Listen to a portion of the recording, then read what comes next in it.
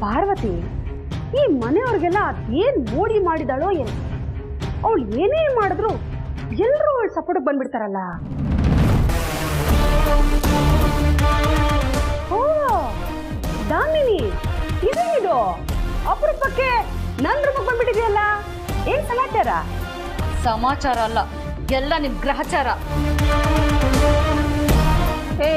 ಏನೋ ಏನೋ ಮಾತಾಡ್ತಾ ಇದೀಯಾ? ಏನಾಗಿದೆ ನಿನ್ಗೆ? ಆಗಿರೋದು ನನಗಲ್ಲ, ನಿಮಗೆ. ನಾಲ್ಗೆ ಬಿಗಿ ಹಿಡಿದು ಮಾತಾಡೋ. ನೆಟ್ಗಿರೋದನ್ನ ಕಲ್ತ್ಕೊಳ್ಳಿ ಮೊದ್ಲು.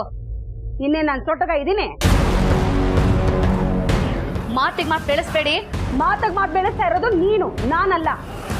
ಕೋಪ ಬಂದ್ರೆ ನಾನು ಏನ್ ಮಾಡ್ತೀನೋ ನನಗೆ ಗೊತ್ತಿಲ್ಲ. ಏನೇ ಮಾಡ್ತೀಯ ನೀನು? ಏನ್ ಮಾಡ್ತೀನಾ?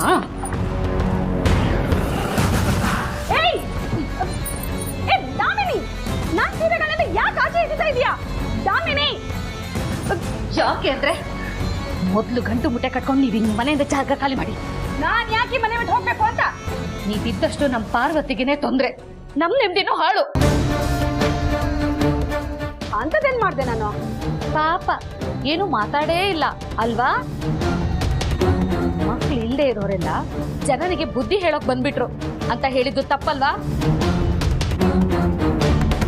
ಅದ್ರಲ್ಲೇನ್ ತಪ್ಪಿದೆ? ಅಚ್ಚುಕು ಪಾರ್ವತಿಗಿನ್ ಮಗು ಇದೆಯಾ? ಸತ್ತೋಗಿದ್ದಾನೆ? ಏನ್ ಮಾಡ್ತಿದ್ಯಾ ನೀನು? ನೋಡಿ ಮೋಹನ್, ನಿಮ್ ಹೆಂಡತಿ ಹೇಗೆ ಆಟಿದಾಳೆ ಅಂತ ಸ್ವಲ್ಪ ಇವಳನ್ನ ಹದ್ಬಸ್ತಲ್ಲಿ ಇಟ್ಕೊಳ್ಳಿ. ಅದ್ದು ಬಸ್ತಲ್ಲಿ ಇರ್ಬೇಕಾಗಿರೋದು ನೀವು, ನಾನಲ್ಲ. ಇನ್ನೊಂದ್ಸಲ ಪಾರ್ವತಿ ಮಗು ಸತ್ತಿದೆ ಅಂತ ನಿಮ್ ಬಾಯ್ಲ್ ಏನಾದ್ರು ಬಂದ್ರೆ ಹುಷಾರ್. ದಮ್ಮು, ನೀನ್ ಈ ತರ ಎಲ್ಲ ಆಡಿದ್ರೆ ನಮ್ ಪಾರ್ವತಿ ಮಗು ಬದುಕು ಬಿಡತ್ತಾ? ಯಾರು ನಿಮ್ಗೆ ಹೇಳಿದ್ದು ಪಾರ್ವತಿ ಮಗು ಸತ್ತಿದೆ ಅಂತ? ಮಗು ಸತ್ತಿಲ್ಲ.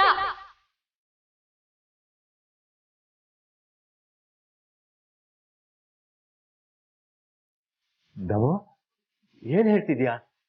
ಪಾರ್ವತಿ ಮಗು ಸತ್ತಿಲ್ವಾ?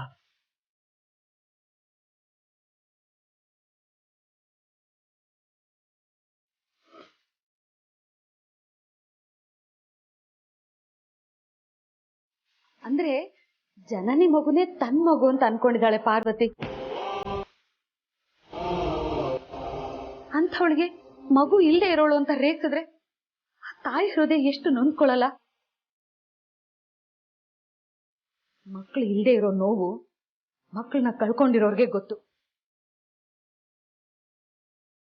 ಇಲ್ಲದೆ ಇರೋರ್ಗೆ ಏನ್ ಗೊತ್ತಾಗುತ್ತೆ? ಇಂಥ ಮನುಷ್ಯತ್ವ ಇಲ್ಲದೆ ಇರೋರ್ಗೆ ಅದೆಲ್ಲ ಅರ್ಥ ಆಗಲ್ಲ. ಅದಕ್ಕೆ ಇಂಥವ್ರು ಈ ಮನೇಲಿರೋದು ಬೇಡ.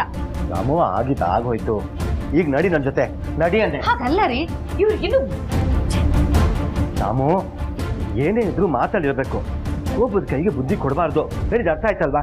ನಾನು ಹೇಳ್ತಿದ್ದೀನಿ, ನಡಿ ನನ್ ಜೊತೆ, ನಡಿ. ಅಪ್ಪ, ಈ ದಾಮಿನಿ ಸಾಮಾನ್ಯದೊಳಲ್ಲ. ಇವಳು ಗಂಡ ಏನಾದ್ರೂ ಬಂದಿರ್ಲಿಲ್ಲ ಅಂತಿದ್ರೆ ಇಷ್ಟೊತ್ತಿಗೆ ನನ್ಗೊಂದು ಗತಿ ಕಾಣಿಸ್ಬಿಡ್ತಿದ್ಲು. ಇವಳ ಹತ್ರ ಸ್ವಲ್ಪ ಹುಷಾರಾಗಿರ್ಬೇಕು.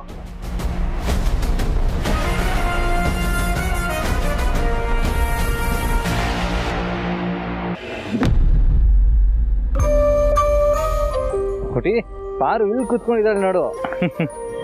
ಯಜಮಾನ್ರೆ, ಪುಟಾಣಿನ ಯಾಕೆ ಇಲ್ಲಿ ಕರ್ಕೊಂಡ್ ಬಂದ್ರಿ? ನಮ್ ಪುಟಾಣಿ ನಿನ್ನ ಹತ್ರ ಏನೋ ಮಾತಾಡ್ಬೇಕಂತೆ, ಅದಕ್ಕೆ ಕರ್ಕೊಂಡ್ಬಂದು. ಏನ್ ಬಂಗಾರಿ? ಯಾಕೆ ಬಂಗಾರಿ? ಓ, ನಾನ್ ನಿಮ್ ಸ್ಕೂಲಿಗೆ ಬಂದು ನಿಮ್ ಟೀಚರ್ ಹತ್ರ ಜಗಳ ಮಾಡ್ದೆ ಅಂತನಾ?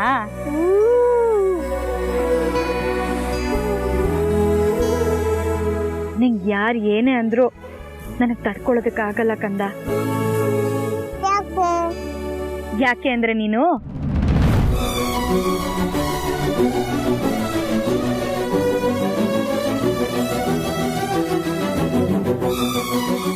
ಕಣ್ ಮುಂದೆನೆ ಹೆತ್ತು ಮಗು ಇದ್ರು ಅದು ತನ್ನ ಮಗು ಅಂತ ಹೇಳಕ್ಕಾಗದೇ ಇರುವಂತ ಸಂಕಟ ಯಾವ ತಾಯಿಗೂ ಬರಬಾರ್ದು. ನೀನಂದ್ರೆ ನನ್ಗೆ ಇಷ್ಟ ಪುಟ್ಟ.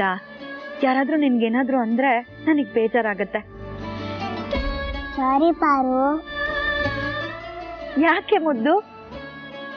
ನನ್ನಿಂದ ನೀರ್ ಬಿಸ್ಕೊಳ್ಳೋ ತರ ಆತಲ್ಲ ಅದಕ್ಕೆ. ನಿನ್ಗೋಸ್ಕರ ನಾನು ಬರೀ ಬೈಸ್ಕೊಳ್ಳೋದಲ್ಲ, ಏನ್ ಬೇಕಾದ್ರೂ ಮಾಡ್ತೀನಿ.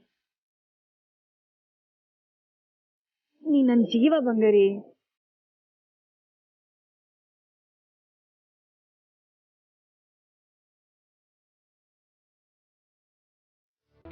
ಓ ಚೆನ್ನಪ್ಪ, ಚೆನ್ನಾಗಿದ್ಯಾ? ಆರಾಮಾಗಿದ್ಯಾ ತಾನೇ? ಅಖಿಲಮ್ಮರ್ ಇರುವಾಗ ನಮ್ಗೇನು ತೊಂದರೆ ಆಗುತ್ತೆ ಮೇಡಮ್, ಅವ್ರ ಆಶೀರ್ವಾದದಿಂದ ಚೆನ್ನಾಗೇ ಇದ್ದೀವಿ. ಅಲ್ಲ ಚೆನ್ನಪ್ಪ, ನಿನ್ ಕಣ್ಣಿಗೆ ಅಕ್ಕಿನನ್ನೋರು ಬಿಟ್ರೆ ಬೇರೆ ಯಾರು ಕಾಣೋದೇ ಇಲ್ವಾ ಅಂತ. ಹೌದು, ನೀನ್ ಈ ಮನೆಯಲ್ಲಿ ಎಷ್ಟು ವರ್ಷದಿಂದ ಕೆಲಸ ಮಾಡ್ತಿದ್ಯಾ? ಅಖಿಲಮ್ಮರ್ ಕಂಪನಿ ಕೆಲ್ಸಕ್ಕೆ ಹೋಗಿ ಶುರು ಮಾಡೋದಲ್ಲ, ಅವಾಗಿಂದ ಕೆಲಸ ಮಾಡ್ತಾ ಇದ್ದೀನಿ ಮೇಡಮ್. ಓ, ಆದ್ರೆ ಈಗ ನಿಮ್ಮ ಅಖಿಲನ್ನೋರು ಯಾವ ಕಂಪನಿ ಕೆಲಸಗಳನ್ನು ನೋಡ್ಕೊಳ್ತಾ ಇಲ್ವಲ್ಲ. ರಾಮ ಕೃಷ್ಣ ಅಂತ ಅಂದ್ಕೊಂಡು ಮನೆಯಲ್ಲೇ ಕಾಲ ಕಳೀತಾ ಇದ್ದಾರೆ. ಆಫೀಸ್ ಕೆಲಸಗಳು, ಕಂಪನಿ ಕೆಲಸಗಳೆಲ್ಲ ಈಗ ನಮ್ ಜನನೇ ತಾನೇ ನೋಡ್ಕೊಳ್ತಾ ಇರೋದು. ಹಾಗಾಗಿ ನೀನು ಅವಳಿಗೆ ತಾನೇ ಅದೇನೋ ನೀನು ಅಖಿಲನ್ನೋರ ಹಿಂದೆ ನಿಂತ್ಕೋತಿಯಲ್ಲ, ಅದಕ್ಕೇನಂತಾರೆ? Bodyguard madam. ಹಾ, ಅದೇ ಅದೇ ಆ ಕೆಲ್ಸನ ನೀನ್ ಇನ್ ಮುಂದೆ ನಮ್ ಜನನಿಗೋಸ್ಕರನೇ ಮಾಡ್ಬೇಕು.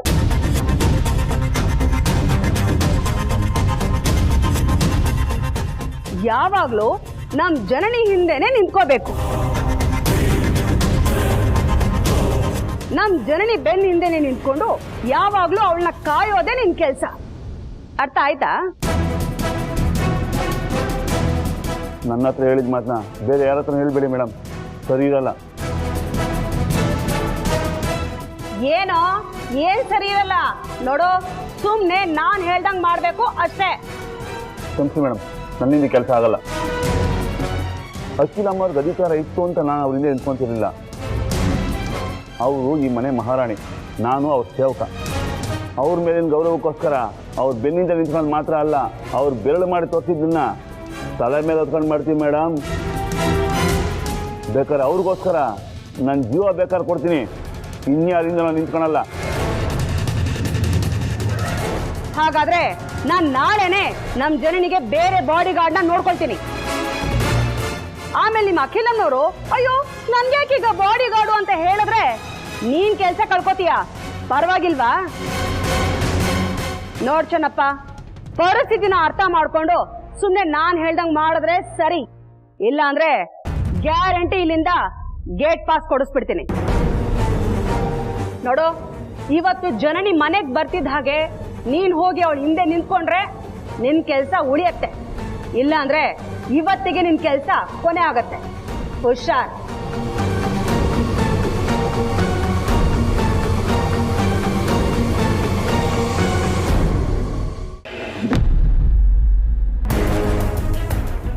ಏನ್ ಚೆನ್ನಪ್ಪಣ್ಣ, ಗಂಟು ಮುಟ್ಟ ಕಟ್ಕೊಂಡೆಲ್ಲ ಹೊರಟಂಗಿದೆ. ಏನು ಮಾಡಲಿ ಅನ್ಮಂತು, ನನ್ನ ಪರಿಸ್ಥಿತಿ ಕಾಡ್ ಬಾ ಊರು ಹೋಗೋದಾಗಲಾಗಿದೆ. ಯಾಕಪ್ಪ, ಏನೇನು ಮಾತಾಡ್ತಿದ್ಯಾ? ನನಗೆ ಬರ್ತಾ ಇರೋ ಕೋಪದಲ್ಲಿ ಆ ರತ್ನವೇಣಿ ಮೇಡಮ್ನ ಒಂದೇ ಒಂದು ಬಿಚ್ಚಿ ಹೊಡಿಬೇಕು ಅನ್ನಿಸ್ತೈತೆ. ಇದು ಅಂಥದ್ದೇನಾಯ್ತು?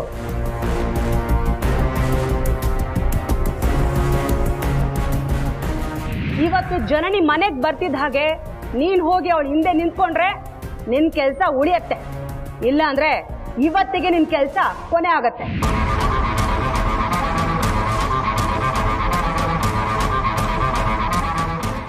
ಎಷ್ಟು ಕೇಳಿದ್ರು ಅರ್ಥನೇ ಮಾಡ್ಕೊಂತಿರೋ ಅಂತಣ್ಣ. ಅದೇನಾಗುತ್ತಾಗಲಿ, ನಾನು ಕೆಲಸ ಮಾಡೋದಾದ್ರೆ ಅಖಿಲಮ್ಮರ್ಗೋಸ್ಕರ ಮಾತ್ರ. ನಾನು ಕೆಲಸ ಬಿಟ್ಟರೆ ಪರವಾಗಿಲ್ಲ. ಅದಕ್ಕೋಸ್ಕರ ನೀನು ಬಾರೇ ಬಿಟ್ಟು ಹೋಗೋ ತೀರ್ಮಾನ ಮಾಡಿದ್ಯಲ್ಲ. ಇನ್ನೇನು ಮಾಡಲಿ, ಅಮ್ಮವ್ರಿಗೆ ಅಂಗರಕ್ಷಕ ಆಗಲಿಲ್ಲ ಅಂದರೆ ನನಗೆ ಕೆಲಸ ಬೇಡ ಅನ್ಮಂತಣ್ಣ. ಆದರೆ ಇದನ್ನ ಅಮ್ಮವ್ರಿಗೆ ಹೇಳೋದಕ್ಕೆ ನಾನು ಧೈರ್ಯ ಸಾಲ್ತಾ ಇಲ್ಲ. ಊರಿಗೆ ಹೋಗಿ ಕೂಲಿನ ನಾಳಿನ ಮಾಡ್ಕೊಂಡು ಜೀವನ ಸಾಗಿಸ್ತೀನಿ. ಅಯ್ಯೋ, ಹಿಂಗೆ ಹೇಳಿದ್ರೆ ಹೆಂಗೆ ಚೆನ್ನಪ್ಪಣ್ಣ? ನೀನು ಜನನಿವ್ರಿಗೆ ಕೆಲಸ ಮಾಡಬೇಕು ಅಂತ ಅಖಿಲಮ್ಮನವ್ರು ಏನು ಹೇಳಿಲ್ವಲ್ಲ ಇನ್ನು? ಆದರೆ ಎಂಟು ಇವತ್ತಿಂದಲೇ ಜನನಿ ಅಮ್ಮರು ಬಂದ ತಕ್ಷಣ ಅವರಿಂದ ನಿಂತ್ಕೋಬೇಕು ಅಂತ ಷರತ್ತು ಹಾಕಿದ್ದಾರೆ. ಅದು ನಂಗೆ ಮಾಡಲಿಲ್ಲ ಅಂದರೆ ಅಮ್ಮವ್ರ ಹತ್ರ ಹೋಗಿ ಇಲ್ಲ ಸಲ ಅದನ್ನ ಹೇಳಿ ನನ್ನ ಕೆಲಸ ಬೇಡ ಥರ ಮಾಡ್ತಾರೆ. ಅದ್ರ ಬದಲು ನಾನೇ ಕೆಲಸ ಬಿಟ್ಟೋಗ್ಬಿಟ್ರೆ? ನೀನೆಲ್ಲೂ ಹೋಗೋದು ಬೇಕಾಗಿಲ್ಲ ಚೆನ್ನಪ್ಪ.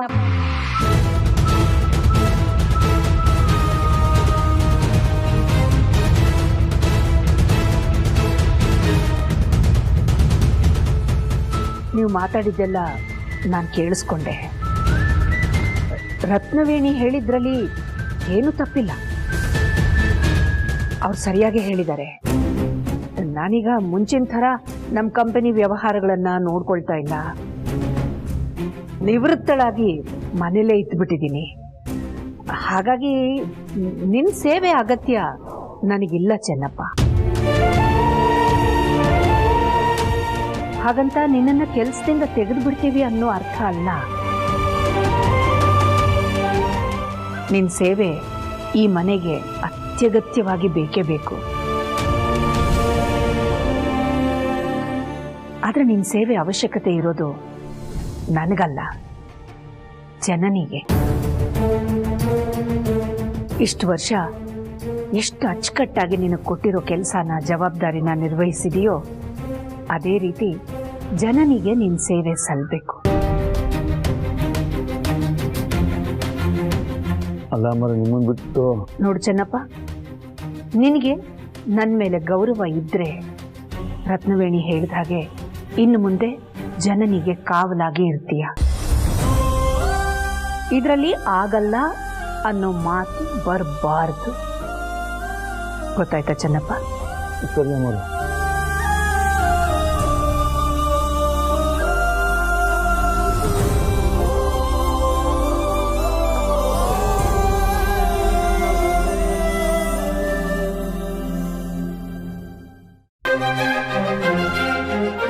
ಬಂಗಾರಿ, ಎಲ್ಲಿ ನೋಡಿಲಿ ನಾನು ನಿನ್ಗೋಸ್ಕರ ಏನ್ ತಂದಿದ್ದೀನಿ ಅಂತ. ಎಲ್ಲಿ ನೋಡಿಲಿ, ತಗೋ. ನಾನು ನಿನ್ಗೋಸ್ಕರ ಇನ್ನೊಂದೇನೋ ತಂದಿದ್ದೀನಿ. ಬಳೆಗಳು ತಗೋ. ನಂಗೆ ಬಳೆ ಬೇಡ, ಇಷ್ಟ ಇಲ್ಲ. ಯಾಕೆ ಪುಟ? ಹೋಮ್ವರ್ಕ್ ಮಾಡುವಾಗ ಬಳೆ ಅಡ್ಡ ಬರುತ್ತೆ. ಅಯ್ಯೋ ಪುಟ, ನಾನು ನಿನ್ಗೋಸ್ಕರ ಅಂತ ಎಷ್ಟು ಇಷ್ಟಪಟ್ಟು ತಗೊಂಡ್ಬಂದಿದ್ದೀನಿ. ಈಗ ನೀನ್ ಬೇಡ ಅಂದ್ರೆ ನನಗ್ ಬೇಜಾರಾಗಲ್ವಾ? ಅದಕ್ಕೆ ನಾನು ಮಳೆ. ಬೇಜಾರಾಗಬೇಡಿ. ಈಗೇನು ನೀವು ತಂದಿರೋ ಈ ಬಳೆನ ಪುಟಾಣಿ ಹಾಕೋಬೇಕಲ್ವಾ? ಕೊಡಿ, ನಾನು ಹಾಕ್ತೀನಿ. ನನ್ನ ಕೈಯಲ್ಲೇ ಹಾಕಿಸ್ಕೊಳ್ದೆ ಇರೋಳು ನಿನ್ ಕೈಯಲ್ಲಿ ಹಾಕಿಸ್ಕೊಂಡ್ ಬಿಡ್ತಾಳ? ಸರಿ ತಗೋ, ಅದೇನ್ ಮ್ಯಾಜಿಕ್ ಮಾಡಿ ಹಾಕ್ತೀಯೋ ಹಾಕು. ಬಂಗಾರಿ ಏನ್ ಮಾಡ್ತಾ ಇದ್ದಾಳೆ? ಹೋಮ್ವರ್ಕ್ ಮಾಡ್ತಿದ್ದೀನಿ. ಹೌದಾ? ಬಂಗಾರಿ, ಈ ಬಳೆಗಳು ನೋಡು ಎಷ್ಟ್ ಚೆನ್ನಾಗಿದೆ ಅಲ್ವಾ? ನೀನ್ ಇದನ್ನ ಹಾಕೊಳ್ಳಿಲ್ಲ ಅಂದ್ರೆ ಅಜ್ಜಿಗ್ ಬೇಜಾರಾಗಲ್ವಾ? ನಂಗೆ ಇಷ್ಟ ಇಲ್ಲ. ಆದ್ರೆ ಬಳೆಗಳು ಅಂದ್ರೆ ನನಗ್ ತುಂಬಾ ಇಷ್ಟ ಅಲ್ವಾ?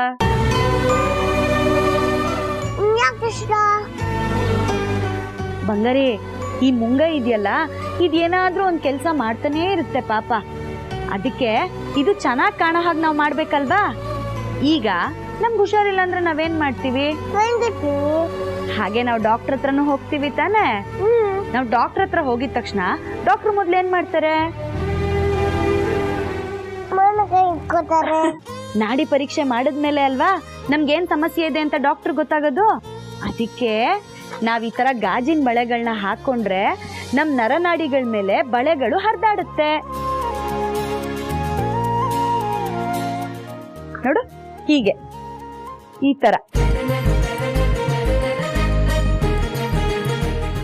ತರ ಬಳೆಗಳು ನಮ್ ನರನಾಡಿ ಮೇಲೆ ಹರಿದಾಡ್ದಾಗ ನಮ್ ದೇಹದೊಳಗಡೆ ಇರೋ ರಕ್ತ ಅದು ಸರಾಗವಾಗಿ ಹರಿದಾಡುತ್ತೆ. ಆಮೇಲೆ ಕೈಗಳಿಗೆ ಶಕ್ತಿ ಬರುತ್ತೆ. ಈ ತರ ಬಳೆಗಳನ್ನ ಹಾಕೊಂಡ್ರೆ ಬೇಗ ಸುಸ್ತಾಗಲ್ಲ ಬಂಗಾರಿ. ಈಗಿನ ಕಾಲದಲ್ಲಿ ಹೆಣ್ಮಕ್ಳುಗಳಿಗೆ ಬೆಳೀತಾ ಅದೇನೋ ಇಂಗ್ಲಿಷಲ್ಲಿ ಹೇಳ್ತಾರಲ್ಲ, ಹಾರ್ಮೋನ್, ಇದರ ಅಸಮತೋಲನ ಆಗುತ್ತಂತೆ. ಹಾಗಾಗಿ ನಾವ್ ಈ ತರ ಗಾಜಿನ ಬಳೆಗಳನ್ನ ಹಾಕೊಂಡ್ರೆ ಆ ಅಸಮತೋಲನ ಚೂಮಂತರ್ ಮಾಡ್ಬಿಡುತ್ತಂತೆ. ಈಗ ನೀನ್ ಈ ಬಳೆ ಹಾಕೊಂಡ್ರೆ ನಿನ್ಗೆ ಶಕ್ತಿ ಬರುತ್ತೆ, ನಿನ್ ಆರೋಗ್ಯನೂ ಚೆನ್ನಾಗಿರುತ್ತೆ. ಆಮೇಲೆ ನೀನ್ ಎಷ್ಟೇ ಆಟ ಆಡಿದ್ರು ನಿಂಗೆ ಸುಸ್ತಾಗಲ್ಲ. ನಿನ್ ಪಾರು ನಿಂಗೆ ಯಾವತ್ತಾದ್ರೂ ಸುಳ್ಳು ಹೇಳ್ತಾಳ ಮಂಗರಿ? ಹಾಗಾದ್ರೆ ನೀನೀಗ ಈ ಬಳೆಗಳನ್ನ ಹಾಕೋತ್ಯಾ? ನಾನೇ ಹಾಕ್ತೀನಿ.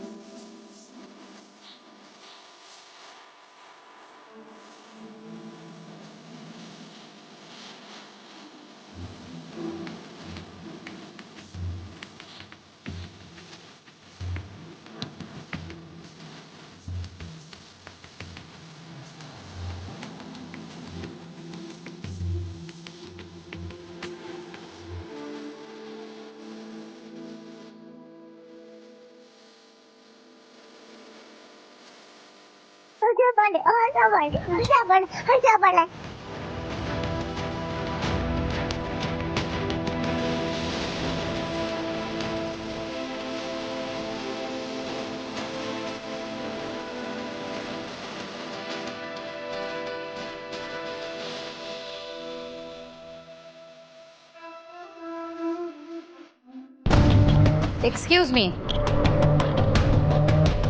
ಏನು ನನಗೆ ಇಂಗ್ಲೀಷಲ್ಲಿ ಅರ್ಥ ಆಗಲ್ಲ ಅಂತ ಟಸ್ಸು ಪುಸ್ಸು ಅಂತಿದ್ಯಾ? ಈ ದುರಹಂಕಾರಕ್ಕೇನು ಕಮ್ಮಿ ಇಲ್ಲ. ಅದಿರೋದು ನನಗಲ್ಲ, ನಿನಗೆ. ಈ ದಾಮಿನಿನೇ ಹಾಗೆ, ಒಳ್ಳೆಯವ್ರಿಗೆ ಒಳ್ಳೆಯವಳು, ಕೆಟ್ಟವ್ರಿಗೆ ತುಂಬಾ ಕೆಟ್ಟವಳು. ನಮ್ ಪಾರ್ವತಿ ಹತ್ರ ಯಾವಾಗ್ಲೂ ದುರಹಂಕಾರದಲ್ಲೇ ಮಾತಾಡ್ತಿರ್ತೀರಲ್ಲ, ಅದಕ್ಕೆ ನಾನ್ ನಿಮ್ ಹತ್ರ ಹಿಂಗ್ ನಡ್ಕೋತೀನಿ. ತಪ್ಪೇನು? ಕೂಗಿದ ವಿಷಯ ಏನು ಅಂತ ಹೇಳು. ಬಂದೆ ಅಲ್ಲಿಗೆ ಬಂದೆ. ನಮ್ ಪಾರ್ವತಿ ಹತ್ರ ಇರೋ ಒಳ್ಳೆ ಗುಣ ಎಂಥದ್ದು ಅಂತ ಈಗ ಗೊತ್ತಾಯ್ತಾ? ಅಂತದೇನ್ ನೋಡ್ದೆ ಅವಳಲ್ಲಿ? ಛೆ, ನಮ್ ಪಾರ್ವತಿಲಿರೋ ಒಳ್ಳೆ ಗುಣನ ಗುರುತಿಸೋಷ್ಟು ಒಳ್ಳೆ ಗುಣ ಇಲ್ವಲ್ರಿ ನಿಮ್ಮಲ್ಲಿ? ನೀವು ಮಗುಗೆ ಅಂತ ತಂದ ಬಳೆನ ಮಗು ಚಪ್ಪಯ್ಯ ಅಂದ್ರೂ ಹಾಕೊಳ್ಳೋದೇ ಇಲ್ಲ ಅಂತ ಕೂತಿತ್ತು. ಆದ್ರೆ ನಮ್ ಪಾರು ಮಗುಗೆ ವೈಜ್ಞಾನಿಕ ಕಾರಣ ಕೊಟ್ಟು ಅದನ್ನ ಮಗುಗೆ ಅರ್ಥ ಮಾಡಿಸಿ ಮಗು ಬಳೆಗಳನ್ನ ಹಾಕೊಳ್ಳೋಕೆ ಒಪ್ಕೊಳ್ಳೋ ಹಾಗೆ ಮಾಡಿದ್ಲು. ಅದೇ ಒಂದ್ ವೇಳೆ ನಮ್ ಪಾರ್ವತಿ ಬಳೆಗಳನ್ನ ತಂದು ಮಗುಗೆ ಹಾಕೋದಕ್ ಹೋಗಿ ಮಗು ಬೇಡ ಅಂದಿದ್ರೆ ಮಗು ಬಲವಂತ ಮಾಡ್ಬೇಡ ಅಂತ ಮಗುನ ಎತ್ಕೊಂಡು ಹೋಗೇ ಬಿಡ್ತಾ ಇದ್ರಿ. ಮಗು ಜೊತೆ ಮಗು ಆಗಿ ಆ ಮಗು ಮನ್ಸನ್ನ ಹೇಗ್ ಗೆದ್ಲು ನೋಡಿದ್ರ?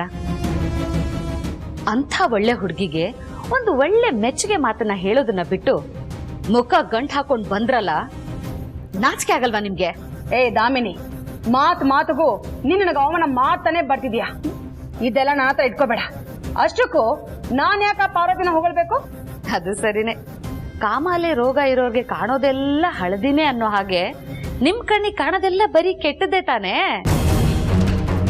ಒಳ್ಳೆಯವರು ಒಳ್ಳೆತನ ಎಲ್ಲ ನಿಮ್ಗೆಲ್ಲಿ ಕಾಣಿಸ್ಬೇಕು? ಅದೇನೋ ಹೇಳ್ತಾರಲ್ಲ, ಅಣ್ಣಿ ಸೊಪ್ಪು ಸಿಗೋದಕ್ಕೂ ಪುಣ್ಯ ಇರ್ಬೇಕು ಅಂತ. ನಿಮ್ಗೆ ಒಳ್ಳೆಯವ್ರ ಗೆಳೆತನ ಪಡೆಯೋ ಪುಣ್ಯ ಇಲ್ಲ. ಹೋಗಿ. ಅವಾಗ ಈ ಕಿತಾಪತಿ ದಾಮಿನಿ ಕಿರಿಕ್ ಮಾಡ್ತಾನೆ ಇರ್ತಾಳಲ್ಲ. ನನ್ಗೂ ಒಂದ್ ಟೈಮ್ ಬರುತ್ತೆ, ಆಗ ನಿನ್ನ ನೋಡ್ಕೋತೀನಿ ಕಡೆ.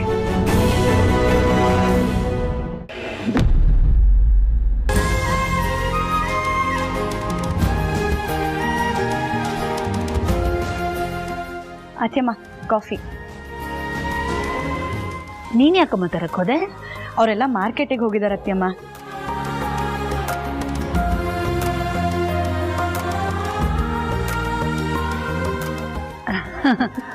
ಕೂತ್ಕೊಮ್ಮ ಜನನಿ. ಜನ್ನಿ, ಹೋಗಿ ಕಾಫಿ ತಗೊಂಡ್ಬರ್ತೀನಿ. ಸರಿ.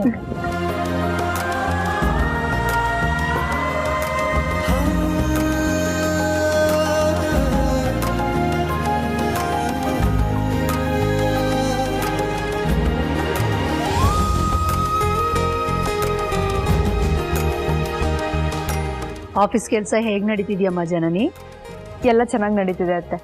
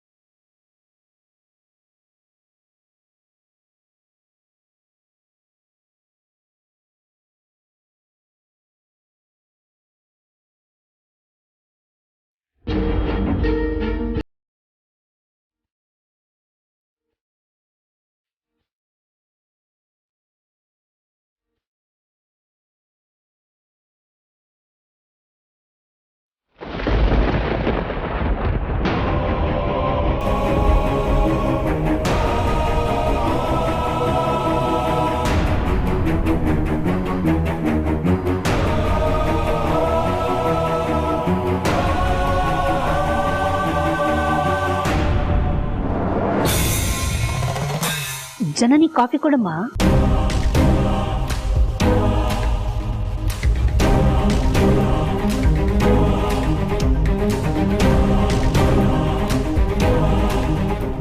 ಥ್ಯಾಂಕ್ ಯು ಅಕ್ಕ.